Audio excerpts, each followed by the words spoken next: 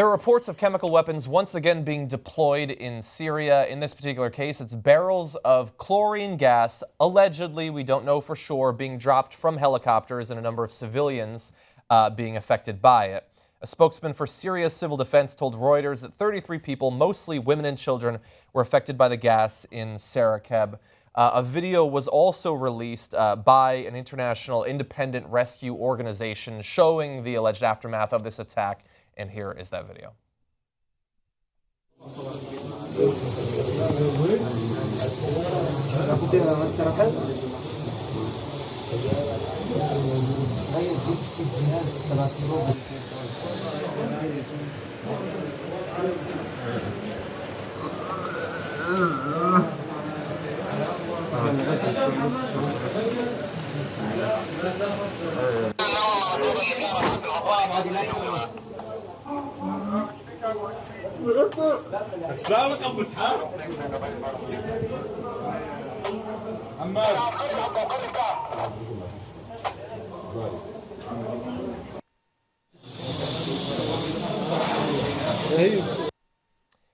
So again, we don't have confirmation that that's exactly what it was. We do have some details on that, though. We have a spokesman for Syria's civil defense saying medium-sized barrels fell containing toxic gases.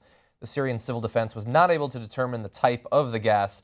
But we do know from throughout this conflict that barrel bombs, which are a type of semi-improvised explosive which can be dropped from helicopters, has killed any number of Syrians over the past few years. So it's not impossible to imagine that chemical weapons could also be dispersed in a similar way. Right. So this was one instance of alleged chemical weapons being thrown in a residential area in Syria. But there was a second instance that was reported by CNN just recently about similar weapons being used in Aleppo. And in that case, 5 people were reported to die as a result of those chemical weapons. So a few things that might help give you some context into why this is an important story and some of the ramifications that it could lead to.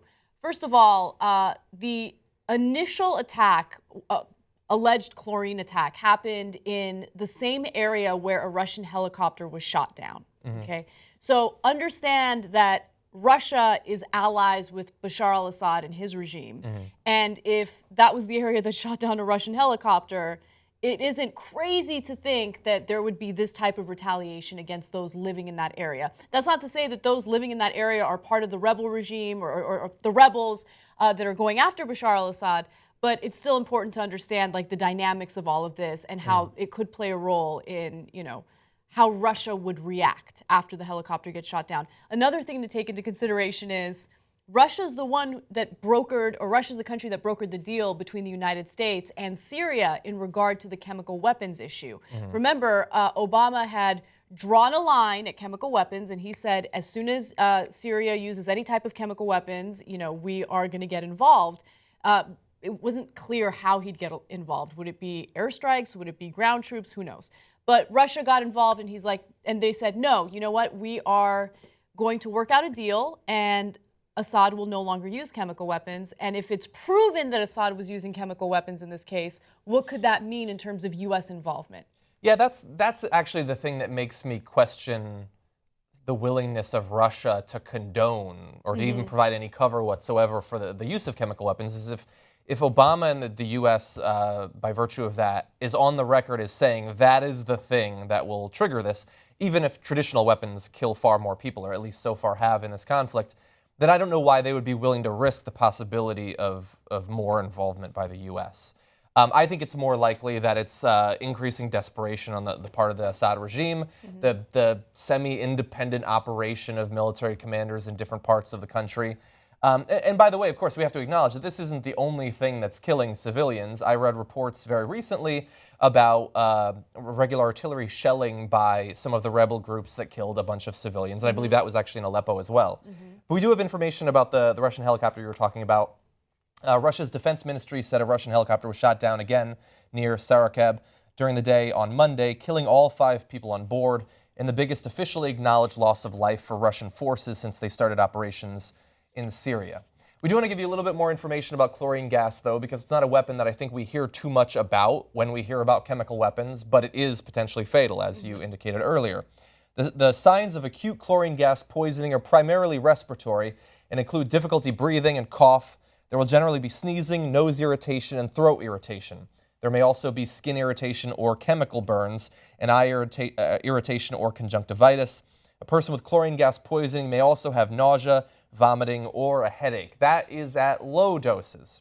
However, concentrations of about 400 parts per million and beyond are generally fatal over 30 minutes, and at 1,000 parts per million and above, fatality ensues within only a few minutes.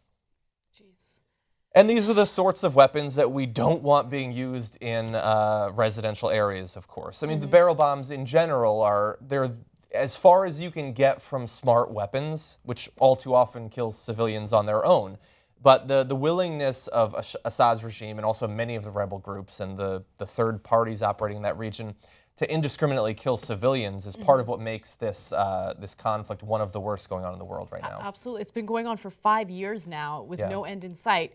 And just one other thing I wanted to bring up to kind of get your thoughts on it. And look, this is all based on speculation, so I don't want you guys to think I'm reporting this as if it's fact and we know for sure. First of all, no one has claimed responsibility for these chemical attacks. It's speculated that Assad and his regime are behind it, right? But in terms of Russia condoning these actions or not condoning these actions, you also have to take into consideration that Obama is the one who said he would get involved if Assad was using chemical weapons. Obama is not going to be president for much longer, and then you have someone who's an imbecile like Trump who sides with Putin because he owes Russia a great deal of money. So maybe they're just, you know... Allegedly. Michael Isikoff wrote about it in great detail. Trump owes Russia quite a bit of money. So look into that if you want to on your own. Don't take my word for it. But I don't know. I feel like all of these puzzle pieces kind of fit. And I'm curious to see how this is going to develop moving forward. Yeah, it's possible. And look, I don't know exactly how. I mean, what would Trump do? Trump would probably do nothing. He'd probably say, if they want to go in there, they can. And then once they go in there, he would say that they've never been there. These rebels are very, very bad people. We're not winning with these rebels. Terrible things. I've heard tremendously bad things about. In a lot of cases, they are apparently pretty terrible. And then with Hillary, God only knows. It's possible. Look, there's no signs from what I've seen that Russia is in any way involved. But if they were, it could be possible that they want to see what the reaction from the potential presidential candidates could be. Maybe. I think it's more likely that they're simply trying to kill civilians in that area. But who knows?